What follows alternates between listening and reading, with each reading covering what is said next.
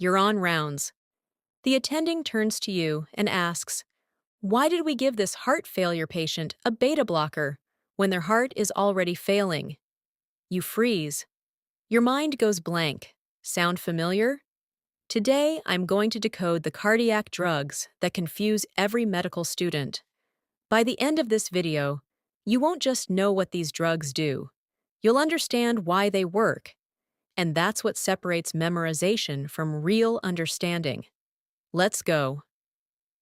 Let's start with the big one, beta blockers. This is where most people get confused. We give beta blockers in heart failure, but they slow the heart down.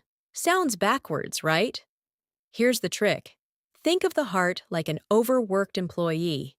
In heart failure, the heart is stressed, beating fast, using a lot of oxygen, but still not pumping efficiently. It's like running on a treadmill and going nowhere.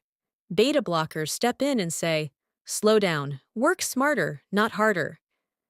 They block the effects of adrenaline, which lowers the heart rate and reduces oxygen demand. And over time, the heart actually pumps better. It gets a chance to rest and remodel.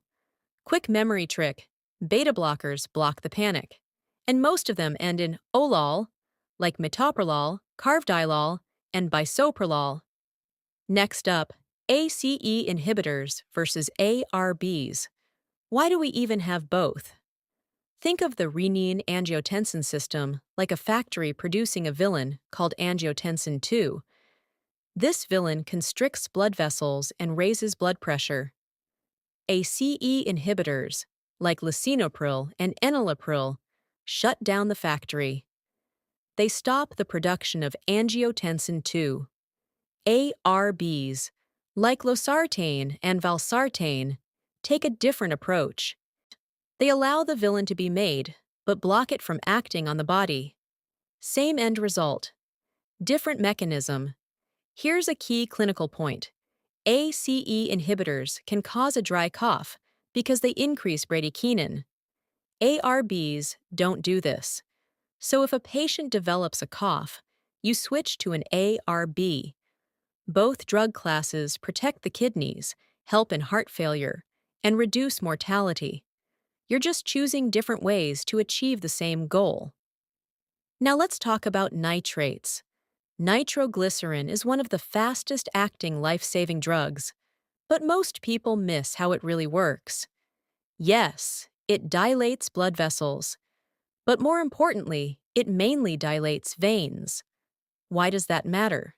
When veins dilate, blood pools away from the heart. This reduces preload, the amount of blood returning to the heart. Less preload means less stretch, less work, wherein less oxygen demand. And that's exactly what the heart needs during angina. Think of it like releasing pressure from an overfilled balloon. This is also why patients get headaches and low blood pressure, because less blood is reaching the brain and systemic pressure drops. And remember this: give nitrates up to 3 doses, 5 minutes apart. If chest pain is still there, treat it as a myocardial infarction until proven otherwise. Now for calcium channel blockers. Think of them as a drug family with 2 completely different personalities. First, the dihydropyridines, like amlodipine and nifedipine.